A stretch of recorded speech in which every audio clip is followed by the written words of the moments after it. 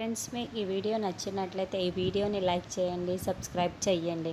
మనీషా ఇద్దరు రౌడీలను తీసుకొని హాస్పిటల్ దగ్గరికి వస్తూ ఉంటుంది. దారిలో భాస్కర్ నిల్చొని ఉంటే వెంటనే మనీషా భాస్కర్ చెంపపైన కొట్టేసి భాస్కర్ని తీసుకొని కట్టేసి పాడేసి ఉంటుంది.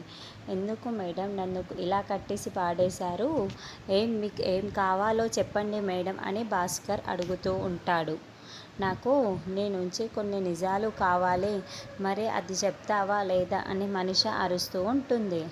అయ్యో, నాకు ఎటువంటి నిజాలు తెలియదు మేడం, మీరేం మాట్లాడుతున్నారో నాకు అసలు అర్థం కావటం లేదు అని భాస్కర్ అంటాడు.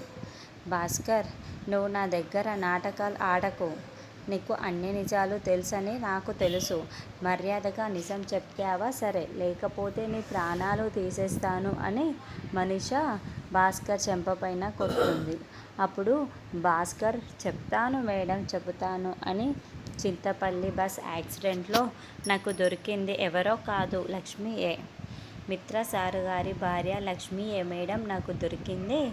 నా చెల్లెలుగా కొంతకాలం నా దగ్గర ఉండింది లక్ష్మి మేడమే అని భాస్కర్ నిజం చెప్పేస్తూ ఉంటాడు. అంతేకాదు, ఇప్పుడు మిత్రా సార్ దగ్గర పెరుగుతున్న లక్కీ పాప మరెవరో కాదు, లక్ష్మి కూతురే అని అన్న నిజాన్ని కూడా భాస్కర్ మనీషాకి నిజం చెప్పడంతో మనీషా షాకింగ్గా భాస్కర్ మాటల్ని వింటూ ఉంటుంది.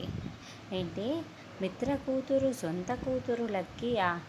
లక్ష్మి నీ దగ్గర చెల్లెలుగా ఉండిందా అని మరింత షాకింగ్గా వెళ్ళిపోతూ అన్ని నిజాలు తెలుసుకున్న మనీషా ఇప్పుడు ఏం చేయనున్నదో నెక్స్ట్ ఎపిసోడ్లో చూద్దాం.